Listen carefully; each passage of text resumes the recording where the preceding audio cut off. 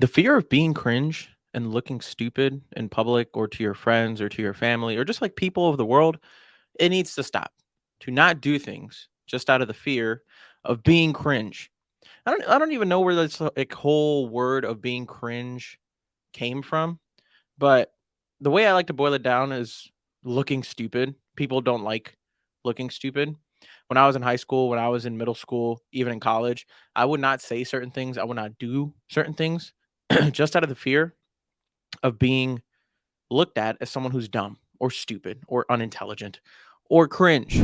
Because believe it or not, your fear of being looked at as someone who's cringe has some effects in your life. And this is for anyone who is scared to like do things out of the norm or put themselves out there, share vulnerable things that others aren't accustomed to.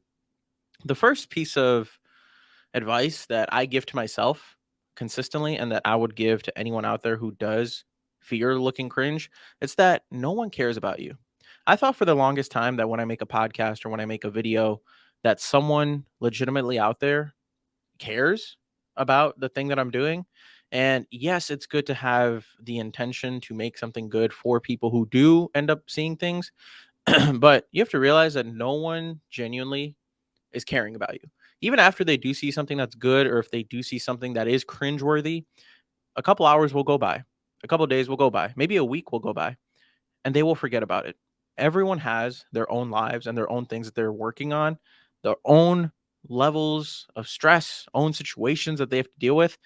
They don't have time to be worrying about the thing that you're doing. So I'm not at the place of confidence yet where I could just go out to a mall and be in the middle of the mall, like yelling outlandish things and telling people to like come and subscribe to my podcast or go do this or go do that or just doing funny things. I don't have that confidence yet. But the confidence that I do have is just sharing my thoughts, even though they may not be that well put together. They may not be that well versed, or I may not sound like I'm the most educational minded guy. I don't care if people look at my stuff and think of me as cringe because no one cares about me. No one cares about you. They really, really don't. That's the first fundamental idea that I've had to download into this small brain of mine. It's that, dude, just do what you have to do. Just do it because no one really cares. No one is sitting there in their bed at night being like, "Oh my gosh, this is what Neil did today. This is what Neil posted. This is the video that Neil made." And they're not gossiping to other people 3 weeks from, like, if I posted a video and 3 weeks later, they're not still gossiping with their girlfriends or their guy friends or like a big group of people being like, "Oh my gosh, did you see what Neil posted? Oh my gosh, did you see what Larry posted? Did you see what Brenda posted? Did you see what Bertha posted?" Like, dude, there people are not thinking about that. The second thing that I've learned is that the people who will cringe and the people who will throw some hate on you are the people who have never done or attempted to do the thing that you are trying to do. Those are the people that will cringe at your stuff. Those are the people that will actually hate and judge you for the things that you do. The people who have never, ever done it.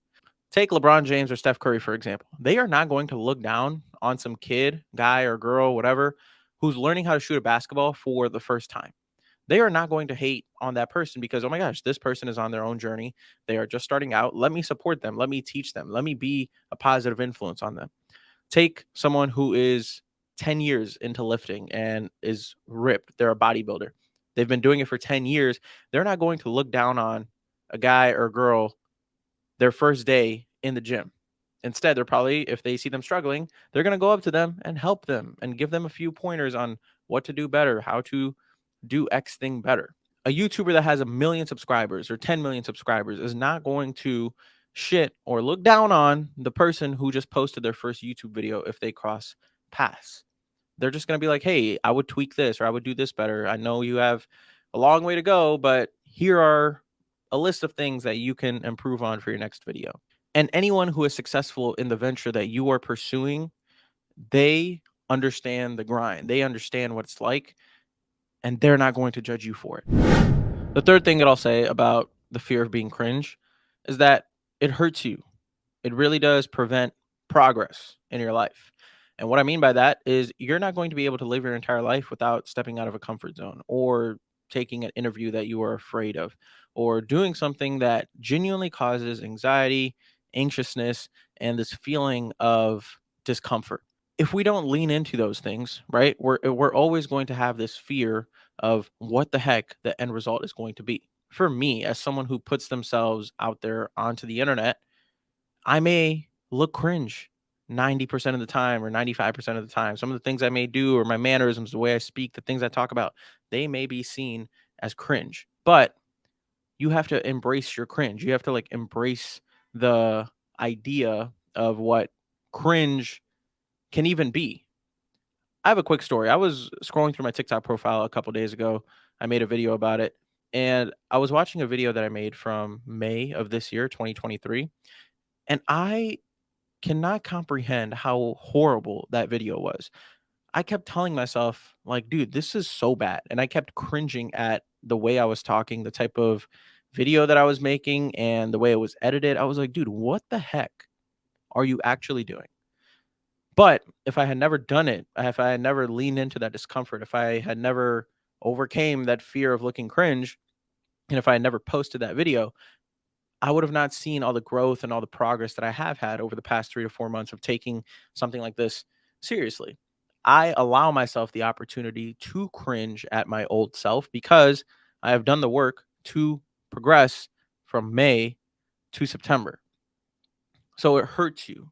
Your fear of being cringe, it hurts you because you're not going to actually lean into anything that's hard. And if you don't do that, you're hurting yourself. I hurt myself for 2 to 3 years. One of my biggest regrets that I have in my life, I don't have many regrets, okay? And I know I've said in previous podcasts where I try to lead a life of no regrets. Now that I think about it, there's one big regret that I have had, and that regret is not starting a podcast earlier or not even a podcast, just not posting videos earlier in 2020 and 2021 when I initially got the urge to start posting videos and posting just something out there on the internet.